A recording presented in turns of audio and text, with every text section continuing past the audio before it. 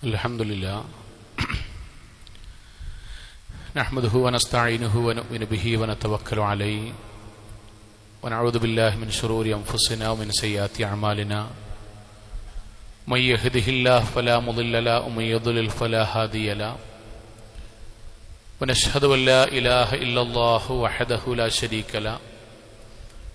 Wa nashhadu anna Muhammadan 'abduhu wa rasuluhu arsalahu bil huda wa dinil haqq ليظهره على الدين كله ولو كره المشركون. اللهم صل على محمد وعلى آل محمد كما صليت على إبراهيم وعلى آل إبراهيم إنك حميد مجيد. اللهم بارك على محمد وعلى آل محمد كما باركت على إبراهيم وعلى آل إبراهيم إنك حميد مجيد. أما بعد، فإن أصدق الكلام كلام الله وخير الهدي هدي محمد صلى الله عليه وسلم وشر الأمور محدثاتها وكل بدعة ضلالة وكل ضلالة في النار. أعوذ بالله من الشيطان الرجيم. بسم الله الرحمن الرحيم. يا أيها الذين آمنوا اتقوا الله حق تقاته ولا تموتن إلا وأنتم مسلمون. സ്നേഹാദരണീയരായ സത്യവിശ്വാസികളെ, വിശ്വാസിനികളെ, ജീവിതത്തിന്റെ എല്ലാ മേഖലകളിലും റഹ്മാനായ അള്ളാഹുവിന്റെ വിധിവിലക്കുകൾ കഴിവിന്റെ പരമാവധി സൂക്ഷിച്ച് നല്ല ഭക്തരായി ജീവിക്കണം എന്നെന്നോടെന്ന പോലെ ഓരോരുത്തരോടും ഉണർത്തുകയാണ്, വസിയത്ത് ചെയ്യുകയാണ്. അള്ളാഹു നമ്മെ എല്ലാവരെയും അനുഗ്രഹിക്കുമാറാകട്ടെ. അള്ളാഹു സുബ്ഹാനഹു വ തആല വിശ്വാസികളായ ഓരോ ആളുകളോടും അവരുടെ ജീവിതത്തിന്റെ ഭാഗമായി പ്രാർത്ഥനകൾ പഠിപ്പിച്ചെടുത്ത് ഒന്ന് രണ്ട് സൂറത്തുകൾ ആ പ്രാർത്ഥനയുടെ ഭാഗമായി അള്ളാഹു ചൊല്ലാൻ വേണ്ടി പറഞ്ഞിട്ടുണ്ട്. നമുക്കറിയാവുന്ന പോലെ അതിലൊന്നാണ് ഖുൽ അഊദു റബ്ബിൽ ഫലഖ്. അതിൽ അള്ളാഹുവിനോട്, പുലരിയുടെ രക്ഷിതാവായ അള്ളാഹുവിനോട് നമ്മൾ രക്ഷ ചോദിക്കുകയാണ്. അതിലേറ്റവും അവസാനത്തെ രക്ഷ ചോദിക്കുന്ന ഭാഗം വമിൻ ശർരി ഹാസിദിൻ ഇദാ ഹസദ്, അസൂയാലുവിന്റെ അസൂയയിൽ നിന്നും അവന്റെ പ്രവർത്തനങ്ങളിൽ നിന്നും ആ അസൂയ ജീവിതത്തിൽ ഉണ്ടാക്കുന്ന പ്രത്യാഘാതങ്ങളിൽ നിന്നും റഹ്മാനായ നാഥ ഞാൻ നിന്നോട് രക്ഷ ചോദിക്കുന്നു എന്നാണ്. നമ്മൾ നമ്മുടെ ജീവിതത്തിൽ ഉണ്ടാകേണ്ട സൽസ്വഭാവങ്ങളെക്കുറിച്ചും അകറ്റി നിർത്തേണ്ട ദുസ്വഭാവങ്ങളെക്കുറിച്ചുമാണ് സംസാരിച്ചു കൊണ്ടിരിക്കുന്നത്. നമ്മൾ മനസ്സിലൊന്ന് ആലോചിച്ച് നോക്കി, ഒരു വിശ്വാസിന്റെ ജീവിതത്തിൽ ഒരു ദിവസം ഏറ്റവും പ്രബലമായി പ്രാർത്ഥിക്കേണ്ട ഒരു അധ്യായത്തിൽ പല തവണകളായി നമ്മൾ അള്ളാഹുവിനോട് ചോദിക്കുന്നൊരു വിഷയം, അള്ളാഹുവേ, അസൂയയെ തൊട്ട് അതിന്റെ ആഘാതങ്ങളെ തൊട്ട് നീ എന്നെ കാത്തുരക്ഷിക്കണമേ, അതിന്റെ മേഖലയിൽ ഞാൻ ഉണ്ടാകാത്ത വിധം എന്നെ പരിരക്ഷിക്കണമേ എന്നാണ്. എന്തുകൊണ്ടായിരിക്കും സഹോദരങ്ങളെ? അസൂയ എന്നുള്ളത് അറബിയിൽ ഹസദ് എന്നാ പറയാം. ഹസദ് എന്നത് അള്ളാഹുവും അള്ളാഹുവിന്റെ പ്രവാചകനും നമ്മളിൽ ഉണ്ടാകും എന്ന് നമ്മളോട് മുൻകൂട്ടി പറയുകയും അതിൽ നിന്ന് രക്ഷ തേടി ജീവിതത്തെ നന്നാക്കുമ്പോഴേ അള്ളാഹുവിന്റെ തൃപ്തി നമ്മൾക്ക് ലഭിക്കുകയുള്ളൂ എന്ന് മുന്നറിയിപ്പ് നൽകുകയും ചെയ്ത സ്വഭാവമാണ്. വളരെ ലളിതമായി നമ്മുടെ മനസ്സിനോട് ചോദിക്കേണ്ട ഒരു കാര്യം എന്താണ് അസൂയ എന്നുള്ളതാണ്. അതിന് പണ്ഡിതന്മാർ ഖുർആനിന്റെയും തഫ്സീറിന്റെയും അടിസ്ഥാനത്തിൽ പറയുന്ന വാക്കാൽ ഹസദു, അസൂയ എന്ന് പറഞ്ഞാൽ ഹുവ തമന്നിയു സവാലി നിഅമത്തല്ലാഹി അനിൽ ആഖിരീൻ, മറ്റുള്ളവർക്ക് അള്ളാഹു നൽകുന്ന അനുഗ്രഹങ്ങളിൽ നമ്മുടെ മനസ്സ് വിഷമിക്കുക. ലളിതമായ വാക്കാട്ട് പറഞ്ഞ്, നമ്മളുടെ കൂട്ടത്തിൽപ്പെട്ട ആർക്കെങ്കിലും, കുടുംബാകാം, കൂട്ടക്കാരാകാം, നാട്ടാരാകാം, ചങ്ങായിമാരാകാം, ആരോയിക്കോട്ടെ, നമ്മളല്ലാത്ത ആരും, അവർക്ക് അള്ളാഹു ദുനിയാവിൽ വല്ല നിഅമത്ത് നൽകുമ്പോൾ നമ്മുടെ മനസ്സിൽ സങ്കടം ഉണ്ടാവുക. ആ നിഅമത്ത് നമ്മൾ കൊടുക്കണമല്ല, നമ്മളെയൊക്കെ എടുത്തു കൊടുക്കണമല്ല, നമുക്കതിനൊരു പൈസ ചെലവുമില്ല, നമുക്കതിന്റെ പേരിൽ ഒരു നഷ്ടമല്ല, പക്ഷെ നമ്മുടെ മനസ്സിൽ വിഷമം ഉണ്ടാകുക. അതിന്റെ പേരാണ് ഹസദ്. അതിന്റെ പേരാണ് അസൂയ. ആ നിഅമത്ത് കിട്ടിയ ഒരാളുടെ ജീവിതത്തിൽ എന്തെങ്കിലും ഒരു കാലഘട്ടത്ത് ആ നിഅമത്ത് നഷ്ടപ്പെടുമ്പോൾ നമ്മുടെ മനസ്സിൽ സന്തോഷം ഉണ്ടാകുക. നമ്മളിത് ഇങ്ങനെ പറയണം എന്താ അറിയോ, നമ്മുടെ എല്ലാവരുടെയും ജീവിതത്തിൽ ഉണ്ടോ എന്ന് വ്യക്തിപരമായി പരിശോധിക്കേണ്ട ഒരു കാര്യമാണ്. നമ്മൾക്കൊരു ചിലവുമില്ലാത്ത വിഷയത്തിൽ നമ്മൾ സങ്കടപ്പെടുക, നമ്മക്കൊരു നഷ്ടവുമില്ലാത്ത വിഷയത്തിൽ നമ്മൾക്ക് ഖേദമുണ്ടാകുക, നമ്മുടെ കൂടെയുള്ള ഒരാൾക്ക് സങ്കടമുണ്ടാകുമ്പോൾ അതിൽ ഏതെങ്കിലും ഒരാൾക്കായിക്കോട്ടെ അതിൽ സന്തോഷിക്കാനുള്ള മനസ്സായി നമ്മുടെ മനസ്സ് മാറുക. ഇതിന്റെ പേരാണ് ഹസദ്. പരിശുദ്ധ ഖുർആനിൽ സ്വർഗം ലഭിക്കുന്ന ആളുകളെ പറ്റി പറയുന്നിടത്ത് നമ്മൾക്ക് പലതവണ നമ്മൾ ഓതിയ ആയത്തുണ്ട്. യൗമ ലാ യൻഫഉ മാലും വലാ ബനൂൻ ഇല്ലാ മൻ അത്തല്ലാഹ ബിഖൽബിൻ സലീം. പരലോകത്ത് അല്ലാഹു സ്വർഗം നൽകുന്ന ആളുടെ ഹൃദയം ഖൽബുൻ സലീമാകും. എന്താണ് ഖൽബുൻ സലീം എന്നുള്ളിടത്ത് പണ്ഡിതന്മാർ തഫ്സീറിൽ പറയുന്ന വാക്കെന്താ അറിയോ? ആ ഖൽബ് എന്ന് പറയുന്നത് അത് ഇല്ലാ മൻ അത്തല്ലാഹ ബിഖൽബിൻ സലീം ഐ മിൻ കുല്ലി ശഹവത്തിൻ തുഖാലിഫു അംറല്ലാഹ്. അല്ലാഹു നിരോധിച്ച മുഴുവൻ സ്വഭാവ ദൂഷ്യങ്ങളിൽ നിന്നും സംശുദ്ധമാക്കി ഈ ദുനിയാവെന്ന് മരിച്ചുപോയ ഒരാൾ. അതിൽ ഏറ്റവും ഗൗരവമുള്ള കാര്യമാണ് നമ്മുടെ ജീവിതത്തിൽ നമ്മൾ മരിക്കുമ്പോൾ ഒരാളോട് അസൂയയോടുകൂടി അല്ല ഞാൻ മരിച്ചു പോകുന്നത് എന്ന് ഞാൻ വ്യക്തിപരമായി എന്റെ മനസ്സിനെ ബോധ്യപ്പെടുത്തുകയും അള്ളാഹുവിലേക്ക് ഖേദിച്ച് മടങ്ങുകയും ചെയ്യാന്നുള്ളത്. സഹോദരങ്ങളെ, എന്തതിന്റെ പ്രശ്നം എന്നറിയോ? എന്തതിന്റെ പ്രശ്നം എന്നറിയോ? ഒരാൾക്ക് സമ്പത്ത്, മക്കള്, വീട്, ജോലി, പ്രമോഷൻ, കല്യാണം, ജീവിതത്തിലുള്ള ദുനിയാവിലെ ഭൗതികമായ നിഅമത്ത് ആര് നിശ്ചയിക്കണം? പടച്ചോ നിശ്ചയിക്കുന്നതാണ്. അതിന് അള്ളാഹുവിന് ചില തെർത്തീബുണ്ട്. ഫിറഔനിനെ പൈസക്കാരനാക്കിയത് ആരാ? അള്ളയാണ്. അള്ളാഹ്ക്കലൊരു ഹിക്മത്തുണ്ട്. അള്ളാഹ്ക്കലൊരു ഹിക്മത്തുണ്ട്. ഖാറൂനും നമ്രൂദിനെയും ആ നാട്ടിലെ ഭരണാധികാരിയാക്കിയത് ആരാ? അള്ളയാണ്. അതിന് അള്ളാഹുവിനൊരു ഹിക്മത്തുണ്ട്. അത് നമുക്ക് ചിലപ്പോൾ അറിയണമെന്നില്ല, അറിയണം നിർബന്ധമല്ല. അത് പടച്ചോന്റെ തീരുമാനമാണ്. അതേ കാര്യം നമ്മുടെ നാട്ടിൽ കൊണ്ടുവന്നവരും നമ്മുടെ കൂട്ടത്തിൽ സാമ്പത്തികമായി വർധനവും സാമ്പത്തികമായി അല്പമൊക്കെ പരാധീനതയും ആര് നിശ്ചയിക്കണം? അള്ള നിശ്ചയിക്കണം. അതിന് നമുക്ക് അള്ള നിശ്ചയിച്ച ചില കാര്യങ്ങൾ ഉണ്ടാകും. അത് പടച്ചോന്റെ തീരുമാനപ്രകാരമാണ്. അള്ളാന്റെ ചോദ്യം എന്താ അറിയോ? അഹും യഖ്സിമൂന റഹ്മത റബ്ബിക്. അല്ല മനുഷ്യന്മാരെ, ഇങ്ങളാണോ ആളുകൾക്ക് ഇന്നതൊക്കെ വേണം, ഇന്നതൊക്കെ വേണ്ട, ഇന്ന സമയമാകുമ്പോൾ ഇന്നത് കിട്ടിയാൽ മതി എന്നൊക്കെ തീരുമാനിക്കുന്നത് ഇങ്ങളാണോ? അതോ നഹ്നു ഖസംനാ ബൈനഹും മഈശതഹും ഫിൽ ഹയാത്തിദ് ദുനിയ. ഈ ദുനിയാവിൽ ചിലർക്കൊക്കെ ജീവിതത്തിന്റെ സുഖങ്ങളും ആനന്ദങ്ങളും ആഹ്ലാദങ്ങളും ദുഃഖങ്ങളും ഒക്കെ ഞാൻ തീരുമാനിക്കുന്നു. അതിൽ തൃപ്തിപ്പെടുന്നവന്റെ പേരാണ് മുസ്ലിം. അത് ദുനിയാവിൽ അള്ളാന്റെ തീരുമാനമാണ്. ആ പടച്ചോൻ കൊടുത്തത് ശരിയായില്ല, ആ അള്ളാഹു കൊടുത്തത് എനിക്ക് ഖേദമുണ്ട്, എനിക്ക് ദുഃഖമുണ്ട് എന്ന് വിശ്വസിക്കുന്നതിന്റെ പേരാണ് ഹസദ്. അതിന്റെ പേര് അസൂയ. വേറെന്താ സോള അസൂയ? നമ്മൾ ബാക്കിയൊക്കെ ഒഴിവാക്കി, ബാക്കിയെല്ലാം ഒഴിവാക്കി. എന്താണ് അസൂയ എന്നുള്ളതിന് മതപരമായി നമ്മുടെ പച്ച മലയാളത്തിൽ പറഞ്ഞ വാക്കെന്താണ്?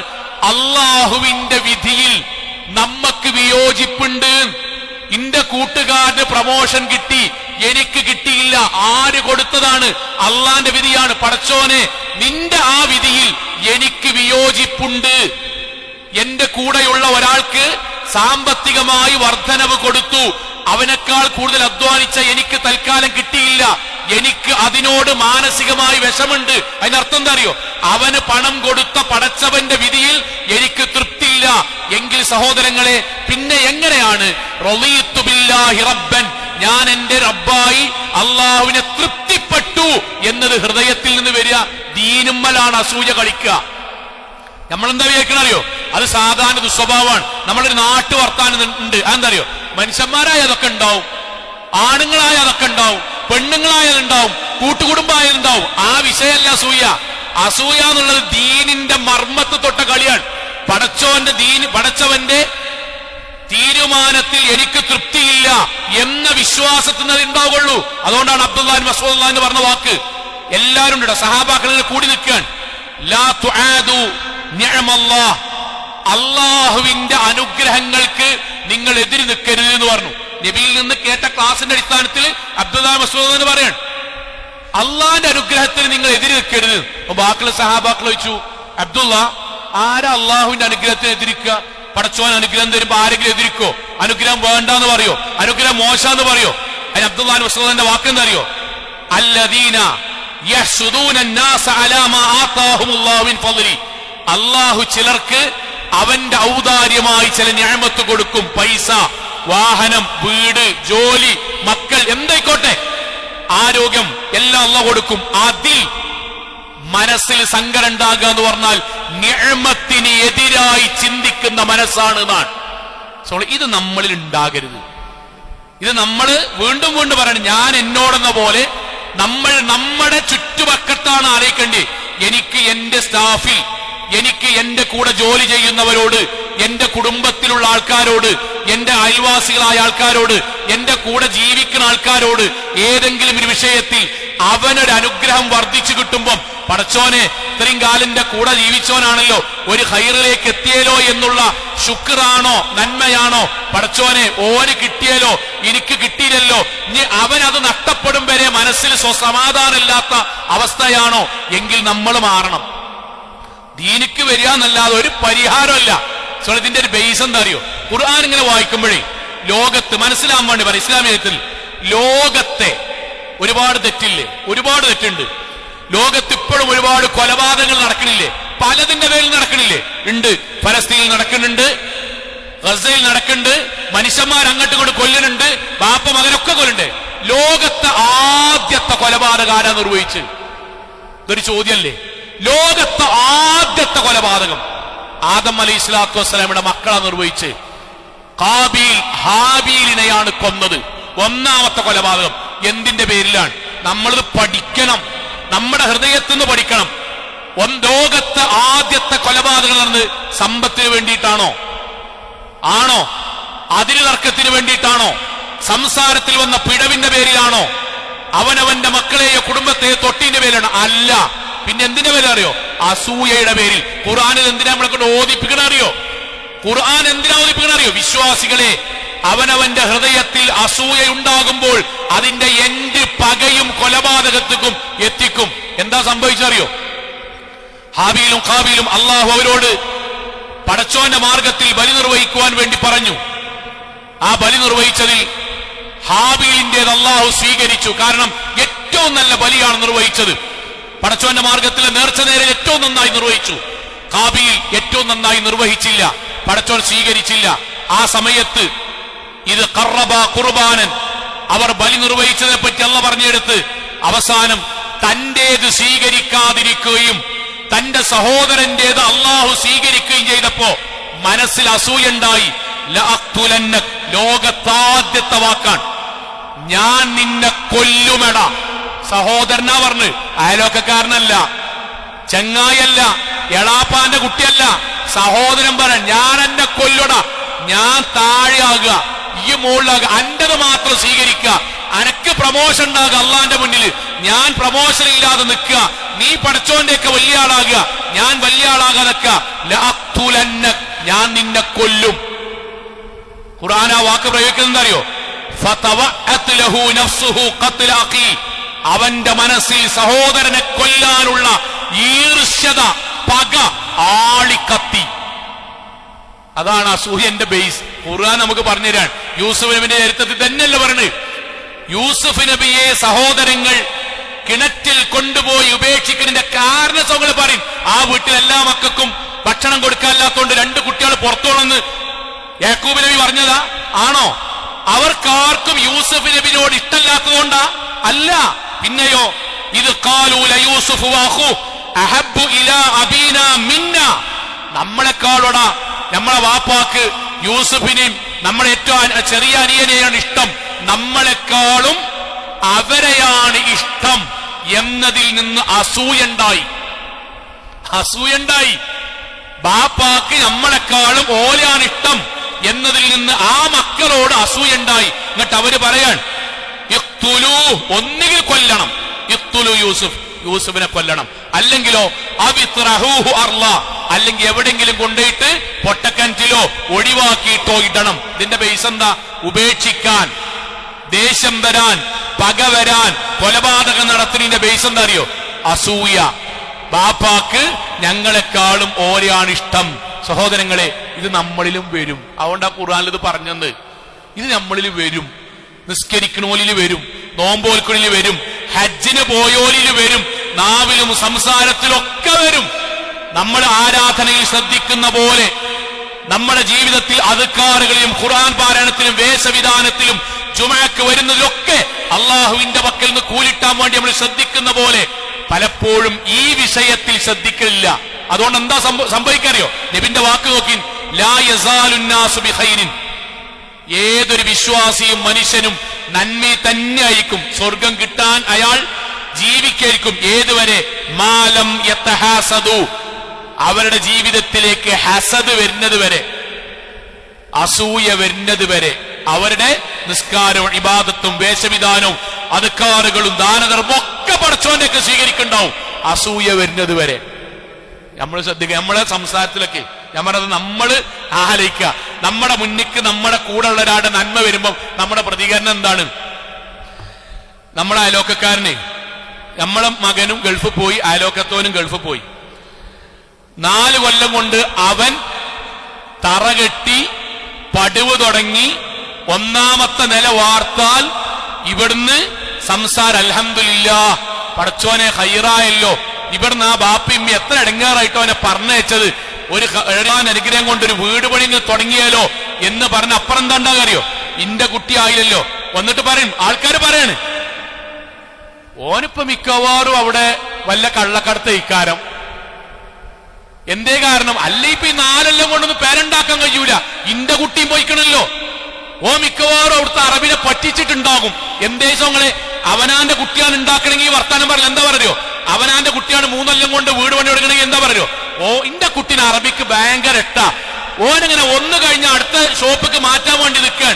അയലോക്കക്കാരന്റെ കുട്ടിയാണെങ്കിൽ അറബിനെ പറ്റിച്ചോനായി, അവിടെ കഞ്ചാവ് വിൽപ്പനയായി, പൈസ കക്കണോനായി. ഇതിന്റെ പേരാ കുട്ടിരെ അസൂയ. ഇതിന്റെ പേരാ അസൂയ. നമ്മുടെ കുടുംബത്തില് ഏതെങ്കിലും ഒരു കുട്ടിക്ക്, നമ്മുടെ ചേട്ടന്റെ അരിയന്റെ കൂട്ടുകാരന്റെ അയലോക്കാരന്റെ ഒരു കുട്ടിക്ക് ഒരു നല്ല കല്യാണാലോചന വന്ന് ഏറ്റവും നല്ല ബന്ധം വന്നാൽ പിന്നെ വർത്താനത്തില് ഓല് പിന്നെ പഠിച്ചോടുന്ന് പ്രേമിച്ചത് ഇക്കാരം. എന്തേ കാരണം അറിയോ? ഉൾക്കൊള്ളാൻ കഴിയണില്ല. ഉൾക്കൊള്ളാൻ അവനാരാണ് ആ ബന്ധം വന്നതെങ്കിലോ, ഞാൻ തഹജ്ജുദിൽ തേടിയിക്കണ്, ഞാൻ ഉസ്താദുമാരുടെ തേടാൻ പറഞ്ഞിക്കണ്, അള്ളാഹുവിന്റെ തേട്ടത്തിന് ഖൈറായി നൽകിയതാണ് അൽഹംദുലില്ലാഹ്. ഞാൻ ഉംറക്ക് പോയപ്പോൾ പോലും എന്റെ കുട്ടിക്കൊരു ഖൈറായ ബന്ധത്തിന് വേണ്ടി ദുആ ചെയ്തിരിക്കണ്. അള്ളന്റെ ദുആ കേട്ടല്ലോ. അതേ കാര്യം അയലോക്കം നടന്നാൽ ഒരു പ്രേമിച്ചോലാണ്, അവസാനം ആട്ടിപ്പിടിച്ച് കെട്ടിച്ചതാണ്. എന്താപ്പ കാട്ടുക? പോകല്ല, നിർവാഹമല്ലല്ലോ, ഇഷ്ടണ്ടായിട്ട് കല്യാണത്തിന് പോകല്ല, അയലോക്കക്കാരായതുകൊണ്ടല്ലേ. ഇതെല്ലാം ഹസദിൽ നിന്ന് വരുന്ന വാക്കാണ്. മഫ്തട്ടിട്ടുണ്ടാകും. നമ്മൾ ദീനിന്റെ മുന്നിലുള്ള ആൾക്കാരെക്കാരം നിസ്കാരമൊക്കെ ഉണ്ടാവും. പക്ഷെ ഇതുമെന്ന് മാറാൻ നമുക്ക് കഴിഞ്ഞിട്ടില്ല. ഇതുമെന്ന് മാറാൻ കഴിയണില്ല. ചെറിയ ചെറിയ കാര്യത്തിൽ പോലും ഒരു ഇന്റർവ്യൂ ഒക്കെ നടക്കുവേ, പങ്കെടുക്കും. എന്നിട്ട് അതിൽ ആദ്യത്തെ സ്ഥാനം കിട്ടുന്നവർക്ക് ജോലി കിട്ടും. അപ്പൊ 4ാം സ്ഥാനത്തേക്ക് ബാക്കിലുള്ള ആളോട്, എന്റെ കൂടെയുള്ള ആക്കാട്ട് 1ാം സ്ഥാനം. അപ്പം അൽഹംദുലില്ലാഹ് കിട്ടിയാലോ, ഞങ്ങൾക്ക് ആർക്കെങ്കിലും ഒരാൾക്ക് കിട്ടിയാലോ. അല്ല, അങ്ങനെയുള്ള വർത്തമാനം പറയാം. അതിനവിടെ ആരൊക്കെ കയ്യും കാലൊക്കെ പിടിക്കണം, എന്നാലേ കിട്ടുള്ളൂ. നമ്മളതിന് കിട്ടൂല. ബാക്കിയുള്ളവരെ കയ്യും കാലും പിടിച്ചിട്ട് കിട്ടുന്ന ജോലി എനിക്ക് വേണ്ട. അവനാണ് കിട്ടിയതെങ്കിൽ എന്താ പറയോ? 2 മാസമായിട്ട് അതിനു വേണ്ടി, ഇന്റർവ്യൂവിന് വേണ്ടി എന്റെ കുട്ടി നയിക്കായിരുന്നു. അങ്ങനെ കിട്ടിയതാണ്. ഈ വാക്ക് തൊട്ടപ്പുറത്തൊരാക്കാവുമ്പം ഇതുപോലെ മാറാനുള്ള കാരണത്തിന്റെ പേരാണ് ഹാബീൽ ഹാബീലിനെ കൊന്നതിന്റെ, യൂസുഫ് നബിയുടെ സഹോദരങ്ങളുടെ മനസ്സിൽ യൂസുഫ് നബിയോടുണ്ടായ ഇതേ അസൂയ. മൈൻഡ് പോലും ചെയ്യൂല. കളവായിട്ട് ജീവിക്കും. A+ കിട്ടി എല്ലാരും. അയലോക്കത്തെ കുട്ടിക്ക് അൽഹംദുലില്ലാഹ് ഉഷാറായടാ. ബാക്കി മൈൻഡ് ചെയ്യാതെ അങ്ങനെ പോകും. മൈൻഡ് ചെയ്യാതെ, എടാ എന്റെ അയലോക്കാരനാടാ, മൂത്താപ്പാന്റെ കുട്ടിക്കാടാ A+ ഫുള്ള്. അപ്പൊ കുടുങ്ങിയാലോ, കനഞ്ഞ് മുന്നിപ്പെട്ടു. അപ്പൊ വന്നിട്ട് ഇപ്രാവശ്യം എല്ലാവർക്കും A+ ഉണ്ടല്ലേ. എന്തിനറിയോ? ഉൾക്കൊള്ളാൻ കഴിയണില്ല. എടാ മൂത്താപ്പാന്റെ കുട്ടി MBBS അയക്കണ്, MBBS ഡോക്ടർ അയക്കണ്, എഞ്ചിനീയർ അയക്കണ്, അല്ലെങ്കിൽ അഫ്ദൽ ഫസ്റ്റ് റാങ്ക് കിട്ടിക്കണ്. സോളെ പോയി അൽഹംദുലില്ലാഹ് ഉഷാറായടാ, നല്ലൊരു ഡോക്ടർ ആകണട്ടോ, നമ്മുടെ നാട്ടിൽ അഭിമാനമാകണട്ടോ. പറയാൻ മനസ്സമ്മയ്ക്കാത്തോണ്ട് ഇപ്പൊ ഇനി ചൈനീന്നും ജോർജിന്നും റഷ്യന്നൊക്കെ MBBS ഇറങ്ങണ്ടില്ലേ. വലിയ വില ഒന്നുമില്ലല്ലേ. അതിന്റെ ഇടയ്ക്ക് ബാങ്ക് കൊടുത്താൽ പള്ളിക്കൊക്കെ വരും. അതിന്റെ ഇടയ്ക്ക് ഖത്തം തീർക്കാൻ വേണ്ടി വീട്ടിലും പോകും. അവിടെയാണ് പ്രവാചകന്റെ വാക്ക്, ലാ യസാലുന്നാസു ബിഖൈരിൻ മാലം യതഹാസദു, മനുഷ്യന്മാരുടെ വിശ്വാസയുടെ ഇബാദത്തും സൽക്കർമ്മങ്ങളൊക്കെ ഖൈറിലാവും. അയാളുടെ മനസ്സിലേക്ക് അസൂയ ശൈത്താൻ കടത്തുന്നത് വരെ കടത്തിയോ ഒരു സമാധാനം ഉണ്ടാവില്ല, ഒരു സ്വസ്ഥത ഉണ്ടാവില്ല, ഒരാളുടെ നന്മയിലും അയാൾക്ക് സന്തോഷിക്കാൻ കഴിയില്ല. പിന്നെ അയാളുടെ ജീവിതം മാറുകയാണ്. ആ മാറ്റാണ് കേട്ട് പരിചയിച്ച ഹദീസ്. എന്താ അറിയോ? ലാ, പ്രവാചകന്റെ വാക്കാണ്, വിശ്വാസികളെ നിങ്ങൾ ഇയ്യാക്കും വൽ ഹസദ്, നമ്മുടെ ജീവിതത്തിലേക്ക് അസൂയ ബാക്കിയുള്ളവരുടെ സംസാരം കേട്ടിട്ടോ നമ്മളുടെ മനസ്സിലേക്ക് ശൈത്താൻ ഉണ്ടാക്കിയിട്ടോ അസൂയ വരുന്നത് നമ്മൾ കരുതണം. കാരണം എന്താ അറിയോ? ഫഇന്നൽ ഹസദ യഅകുൽ ഹസനാത്ത്, നമ്മൾ ചെയ്ത നന്മകളെയാണ് അസൂയ കരിക്കുക. നമ്മൾ നിസ്കരിച്ച തഹജ്ജുദ്, നമ്മൾ നടന്നു വന്ന പള്ളി, നമ്മൾ ഓതിയ ഖുർആൻ, നമ്മൾ ചൊല്ലിയ അദ്കാറുകൾ, നമ്മൾ ബാപ്പാനിമാന് നോക്കിയ കൂലി, നമ്മൾ പാവങ്ങൾ കൊടുത്ത സദഖ, ഇതാണ് അസൂയ തകർത്തു കളയുക. പരലോകത്തൊന്നുമില്ലാത്തവനായി വരും. ഏതുപോലെ? കമാ തഅകുലുൻ നാറു അൽ ഹതബ്, ഉണങ്ങിയ മരം തീയിൽ നിന്ന് കത്തിച്ചാമ്പലായി ചാരമാകുന്നത് പോലെ പരലോകത്ത് ഒന്നുമില്ലാത്തവനായി പരലോകത്ത് വരും. കരുതണമെന്ന് നമ്മളാണ് നമ്മളെ പറ്റി ആലോചിക്കേണ്ടി. നമ്മൾ പള്ളിക്ക് നമ്മളെ കുറിച്ച് ബാക്കിയൊന്നും ആലോചിക്കണ്ട. നമ്മുടെ കൂടെയുള്ള ഒരാൾക്കൊരു ഖൈറ് കിട്ടുമ്പോ നമ്മുടെ മനസ്സെന്താ പറയണത്? അതിൽ സങ്കടാണോ എങ്കിൽ അത് തിരുത്തണം. അതാണല്ലോ ദീൻ. അത് തിരുത്തണം, പ്രാർത്ഥിച്ച് തിരുത്തണം. മനസ്സിനെ തന്നെ നമ്മൾ വിമലീകരിക്കണം. നമ്മൾ നന്മയിലേക്ക് വരണം. അവിടെയാണ് ഏറ്റവും നല്ല മനസ്സാകുക. അല്ലെങ്കിൽ എന്താ അറിയോ? ഹസദ് വന്നാൽ, അസൂയ വന്നാൽ കൂടെ ഉണ്ടാവും. നമ്മൾ പറയില്ലേ, കൂടെ ഉണ്ടാകും. കളവ് വരും, അയാളെ പറ്റി പരദൂഷണം പറയും, ഗീബത്ത് പറയും, പക മനസ്സിക്ക് വരും, ഇല്ലാത്തത് വരും. കല്യാണത്തിന്റെ ആലോചന അയലോക്കത്ത് ഏതെങ്കിലും കുടുംബത്തിൽ ഏതെങ്കിലും ഒരു കുട്ടിക്ക് വന്നിട്ട് നമ്മോട് അന്വേഷിക്കുമ്പോൾ നല്ല ആലോചനയാണെങ്കിൽ നമ്മൾ എന്താ പറയോ? ഉൾക്കൊള്ളാൻ കഴിയാത്തോണ്ട് ഇങ്ങക്ക് പറ്റിയതാണ് നിങ്ങൾ അന്വേഷിക്കണോ? എന്റെ ഒരു അഭിപ്രായത്തിൽ ഇങ്ങക്ക് ആ കുടുംബത്തിക്ക് പറ്റൂല. എന്തുകൊണ്ടാണ് സുഖങ്ങളെ? പറ്റാത്തോണ്ടല്ല, നടക്കരുത്. ഏതെങ്കിലും ഒരാൾ ബിസിനസ് പാർട്ണറായി ആ ബിസിനസ്സിന് ഉയർന്നു വരുമ്പോ അതിൽ അസൂയപ്പെട്ടിട്ട് രണ്ടാളി തെറ്റിക്കാൻ മുന്നിക്ക് വരും. എന്നിട്ട് ഈ ഓനെ പറ്റിയിട്ട് പഠിച്ചിക്കണോ?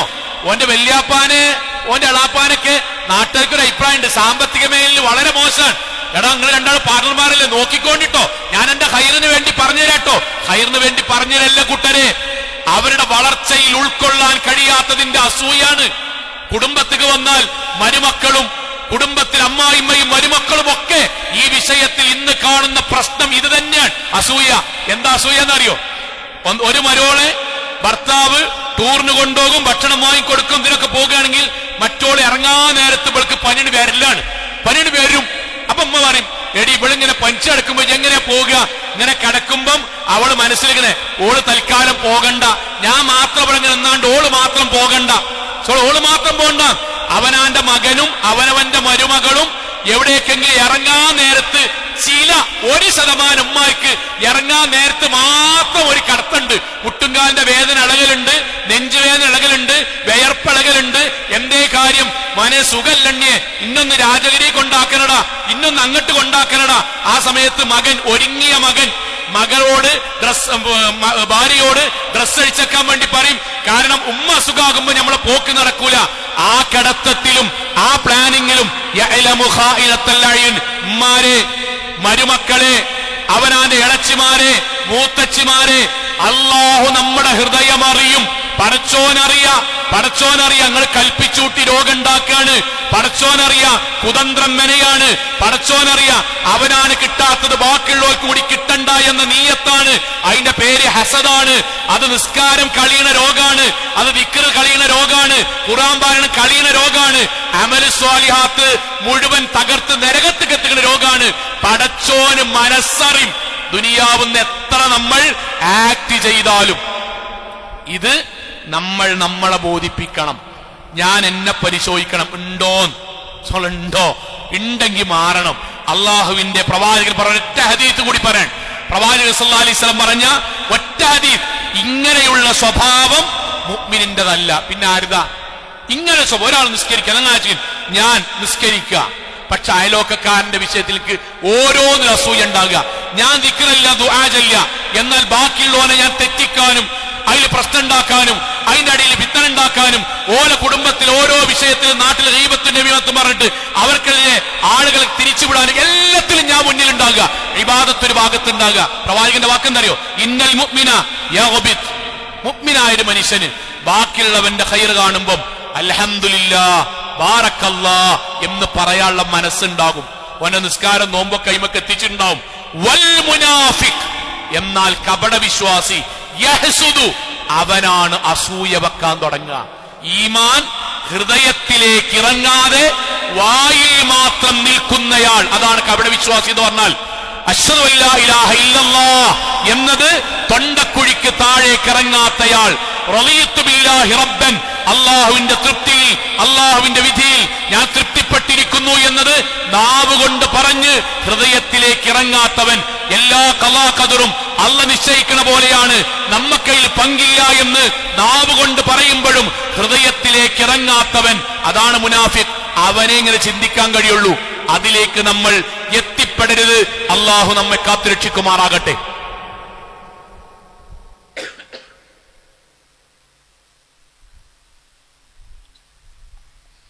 അൽഹംദുലില്ലാഹ് വസ്സലാത്തു വസ്സലാമു അലാ റസൂലില്ലാഹ് വഅലാ ആലിഹി വസഹ്ബിഹി അജ്മഈൻ. അമ്മാ ബഅദ്. തഖ്വല്ലാഹി ഇബാദല്ലാഹ്. ഒരിക്കൽ കൂടി അള്ളാഹുവിനെ സൂക്ഷിച്ചുകൊണ്ട് ജീവിക്കണം എന്ന് എന്നോടെന്ന പോലെ ഓരോരുത്തരോടും ഉണർത്തുകയാണ്. സഹോദരങ്ങളെ, നമ്മൾ ഇതിൻ്റെ ഒരു ഭാഗമായിട്ട് നമ്മൾ മനസ്സിലാക്കേണ്ട ഒരു ചെറിയൊരു കാര്യം എന്താ, നിങ്ങൾ വെറുതെ ഒരു അസൂയ വെക്കുന്നൊരു മനുഷ്യന്റെ ജീവിതം നമ്മളായിട്ട് നിങ്ങൾ വെറുതെ ആലോചിച്ച് നോക്കി.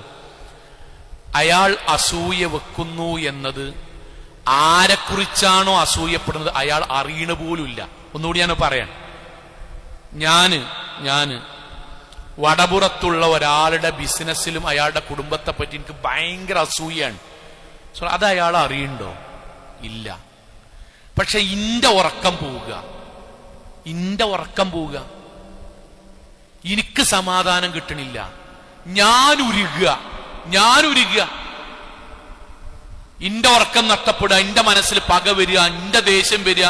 ഓലെക്കുറിച്ച് ആരെങ്കിലും ചോദിച്ചാൽ അത് അവിടല്ലേ എന്ന് പറഞ്ഞ് ഞാൻ ഗീബത്തും നമീമത്തും പറയാം. അഥവാ വിശ്വാസത്തെ ബാധിക്കുന്നു, ഈമാനെ ബാധിക്കുന്നു, ഹൃദയത്തെ ബാധിക്കുന്നു, എന്റെ സ്വഭാവത്തെ ബാധിക്കുന്നു, ഉറക്കത്തെ ബാധിക്കുന്നു, ഒക്കെ ബാധിക്കുന്നു. അപ്പുറത്തെ ആളത് അറിയണ പോലുമില്ല, ഓനതിനെ പറ്റി ആലോചന പോലുമില്ല. ഇതിന്റെ പേര് അത്ര വലിയ വിഡ്ഢിയാണ് അസൂയക്കാരൻ എന്ന് പറഞ്ഞാൽ. ഇനി ഇങ്ങനൊക്കെ ആയി, അതുകൊണ്ട് അവന്റെ ജീവിതത്തിൽ വല്ല മാറ്റോ അള്ള വരുത്തോ? ഇപ്പം അയാൾ ഇങ്ങനെയൊക്കെ വിചാരിക്കുന്നുണ്ട്, അയാൾ ഇങ്ങനെയൊക്കെ ദേഷ്യം പിടിക്കുന്നുണ്ട്, അതുകൊണ്ട് അയാൾ ആരെ പറ്റിയാണോ അസൂയപ്പെടുന്നത് അയാൾക്ക് അള്ള നിയമത്ത് അതിന്റെ പേരിൽ കുറക്കോ? ഇല്ല. പിന്നെ എന്ത് ലാഭാ കൂട്ടലുള്ളു? നമ്മൾ സ്വയം വിഡ്ഢിയായി നരകത്ത് പോവുക. ഇത് മക്കളെ മുതൽ പഠിപ്പിക്കണം. നമ്മൾ മറ്റൊരാളെ പറ്റി അസൂയപ്പെടുക വഴി നമ്മളാ നശിക്കണത്. ഹസൻ റളിയല്ലാഹു അൻഹു പറഞ്ഞൊരു വാക്കുണ്ട്, നമ്മൾ ശരിക്ക് ചിന്തിക്കേണ്ട ഒരു വാക്കാണ് ഹസൻ അള്ളാന്റെ വാക്ക്. അസൂയയുള്ള ഒരാൾക്ക് 3 സ്വഭാവം ഉണ്ടാകും. ഒന്ന്, ആരെ പറ്റിയാണോ അയാൾക്ക് അസൂയുള്ളത് അയാളുടെ അദൃശ്യതയിൽ, അയാൾ മുന്നിലില്ലെങ്കിൽ അയാളെ പറ്റി അങ്ങനെ ഗീബത്ത് അറിയും. ഓൻ പള്ളിക്ക് വരുന്നുണ്ടെന്നുള്ളൂ, എന്റെ കുടുംബാന്നുള്ളൂ, പോരാ.